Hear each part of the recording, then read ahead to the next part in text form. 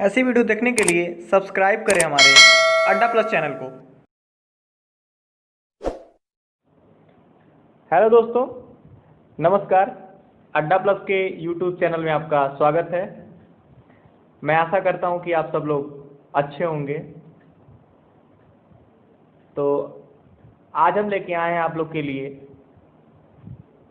उत्तर प्रदेश का सामान्य ज्ञान के कुछ इम्पोर्टेंट क्वेश्चन, जो कि यूपी के जितने भी एग्ज़ाम्स होते हैं उनमें पूछे जाते हैं।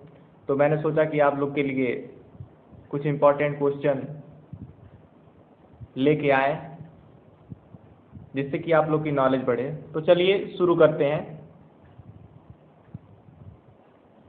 यहाँ पे पहला जो क्वेश्चन है वो आप लोग के सामने है। राष्ट्रीय जलीय जीव गंगा डॉल्फिन राज्य के किन जिलों में पाई जाती है? तो इसका सही जवाब है मिर्जापुर और सोनभद्र। यानी कि मिर्जापुर और सोनभद्र में डॉल्फिन पाई जाती है। नेक्स्ट दूसरा जो क्वेश्चन है वो है, राज्य में लखनऊ के समीप किस वन में लुप्त प्राय प्रजातियों के लिए प्रजनन केंद्र की स्थापना की गई है? तो इसका सही जवाब है कुकरैन वन में। यानी कि लखनऊ के समीप कुकरैन वन में लुप्त प्राय प्रजातियों के लिए प्रजनन केंद्र की स्थापना की गई थी। अगला प्रश्न है, राज्य में सबसे पुराना वन्य जीव विहार कौन सा है? चंद्रप्रभा। राज्य में सबसे पुराना वन्य जीव विहार चंद्रप्रभा है। अगला प्रश्न है, उत्तर प्रदेश में कौन सा राष्ट्रीय उद्यान है? तो उत्तर प्रदेश में दुधवा, इसको टाइगर रिजर्व भी बोलते हैं, दुधवा टाइगर रिजर्व इसको बोलते हैं, राष्ट्रीय उद्यान है। अगला प्रश्न है, राज्य में कुल कितने चिड़ियाघर हैं? तो हम आपको बता दें, राज्य में कुल 3 चिड़ियाघर हैं।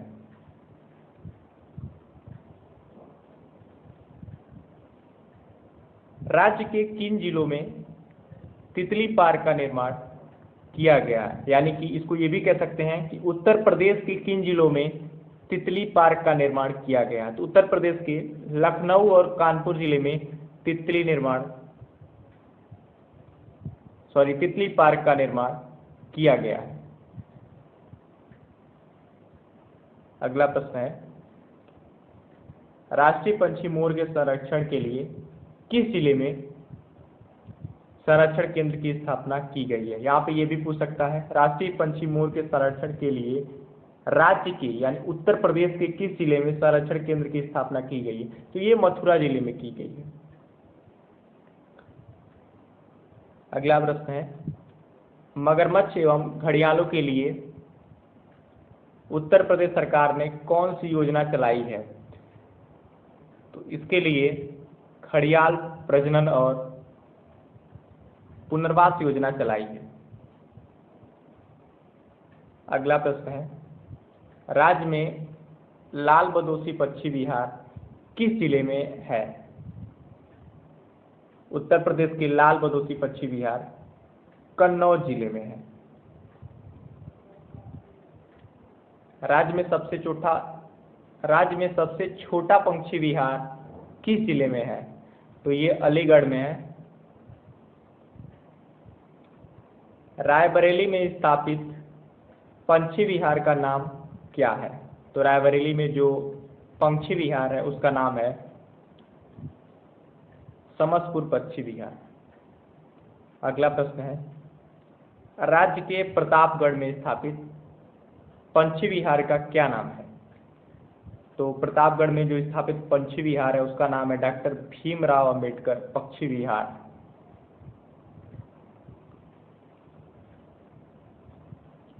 अगला प्रश्न है, राज्य में मक्के का सर्वाधिक उत्पादन किस जिले में किया जाता है? तो राज्य में हम आपको बता दें, उत्तर प्रदेश में मक्के का जो सर्वाधिक उत्पादन होता है वो बहराइच जिले में किया जाता है।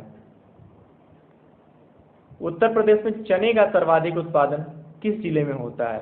तो हम आपको बता दें, उत्तर प्रदेश में चने का जो सर्वाधिक उत्पादन होता है वो झांसी जिले में होता है। राज्य में जौ की प्रति हेक्टेयर खेती सर्वाधिक किस जिले में होती है? तो ये एटा जिले में होती है। राज्य में वर्ष 2017-18 में भारत के समग्र खाद्यान्न उत्पादन का कितने प्रतिशत उत्पादन किया? तो ये 18% किया लगभग।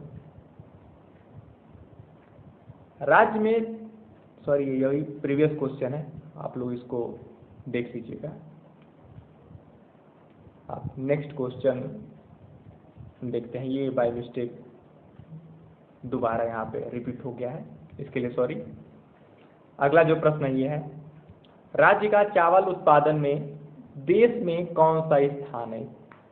या फिर ये भी कह सकते हैं, उत्तर प्रदेश का चावल उत्पादन में देश में कौन सा स्थान है? तो ये हम बता दें आपको, दूसरा स्थान है। गन्ना उत्पादन के मामले में राज्य का देश में कौन सा स्थान है? तो ये पहला स्थान है। उत्तर प्रदेश का देश में गन्ना उत्पादन में पहला स्थान है। राज्य में सर्वाधिक महत्वपूर्ण किस नकदी फसल का उत्पादन किया जाता है? राज्य में सर्वाधिक महत्वपूर्ण किस नकदी फसल का उत्पादन किया जाता है? ये गन्ना का किया जाता है। इसीलिए जो है गन्ने के उत्पादन में हमारा जो राज्य है वो देश में प्रथम स्थान प्राप्त करता है। राज्य में किस जिले में पुष्प इत्र बनाया जाता है? तो ये कन्नौज जिले में बनाया जाता है। संपूर्ण भारत में 9 आदर्श पुष्पोत्पादन केंद्रों में से एक राज्य किस जिले में स्थापित है? तो ये लखनऊ में है।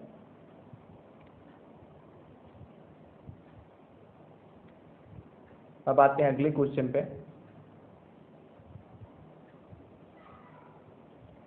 राज्य में अफीम की खेती किस जिले में की जाती है? तो ये बाराबंकी में की जाती है। उत्तर प्रदेश के बाराबंकी जिले में अफीम की खेती की जाती है।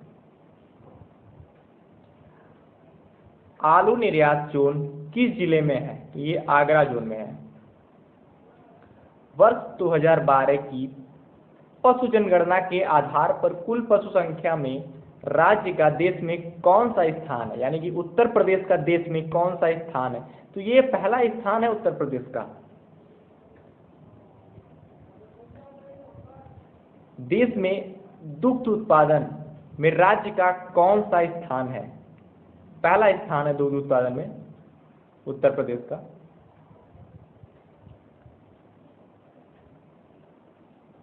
उत्तर प्रदेश वर्ष 2017-18 में कुल 1151.12 हजार टन मांस उत्पादन का देश में मांस उत्पादन में किस स्थान पर पहुंच गया है? पहले स्थान पर पहुंच गया है। पशुओं के रोग निदान तथा बीमारियों की खोज के लिए राज्य में केंद्रीय प्रयोगशाला किस जिले में खोली गई है? तो ये लखनऊ जिले में खोली गई है। राष्ट्रीय कृषि आयोग की संस्तुति के आधार पर कितने पशुओं का एक पशु चिकित्सक की नियुक्ति की सलाह दी गई है? 5000 पशुओं पर, यानी कि 5000 पशुओं पर एक पशु चिकित्सक की नियुक्ति की सलाह दी गई है। राज्य में प्रति व्यक्ति दुग्ध उपलब्धता कितनी है? 359 ml प्रतिदिन, यानी कि एक व्यक्ति के लिए 359 ml प्रतिदिन। ये उत्तर प्रदेश की बात हो रही है। उत्तर प्रदेश में एक व्यक्ति के लिए जो दुग्ध की उपलब्धता है वो 359 ml है। राज्य दुग्ध परिषद की गठन किस वर्ष में किया गया? राज्य दुग्ध परिषद का गठन किस वर्ष में किया गया? तो ये 1976 में किया गया था। उत्तर प्रदेश की सर्वाधिक लंबी नहर कौन सी है? तो ये शारदा नदी है। उत्तर प्रदेश की सर्वाधिक लंबी जो नहर है वो शारदा नहर है। खारा जल विद्युत परियोजना किस शहर में है? ये सहारनपुर में है। खारा जल विद्युत परियोजना सहारनपुर शहर में है। अब आते हैं अगले क्वेश्चन पे।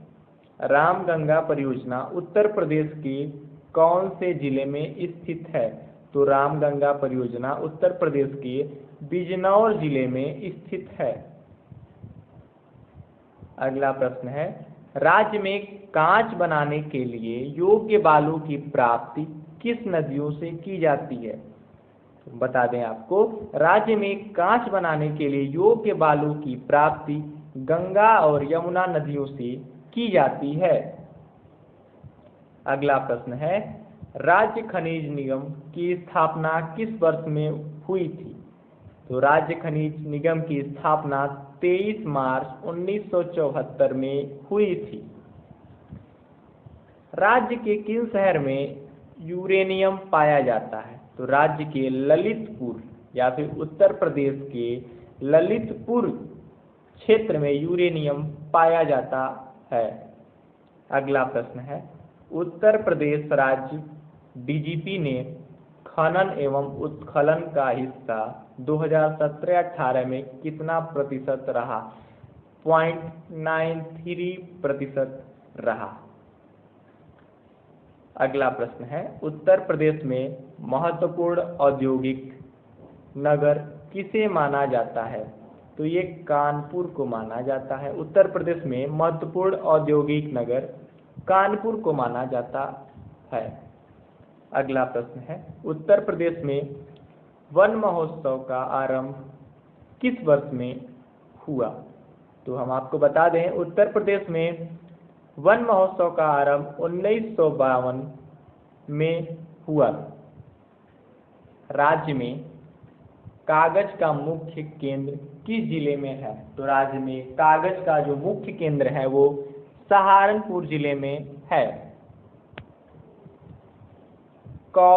राज्य में या फिर राज्य का कौन सा जिला खेत की सामग्री के लिए प्रसिद्ध है? मेरठ। मेरठ जो जिला है वो खेत की सामग्री के लिए प्रसिद्ध है। अगला प्रश्न है, प्रदेश के किस जिले में लकड़ी के खिलौने अत्यधिक बनाए जाते हैं? तो ये सोनभद्र और वाराणसी में बनाए जाते हैं। तो लकड़ी के खिलौने होते हैं वो अत्यधिक सोनभद्र और वाराणसी में बनाए जाते हैं।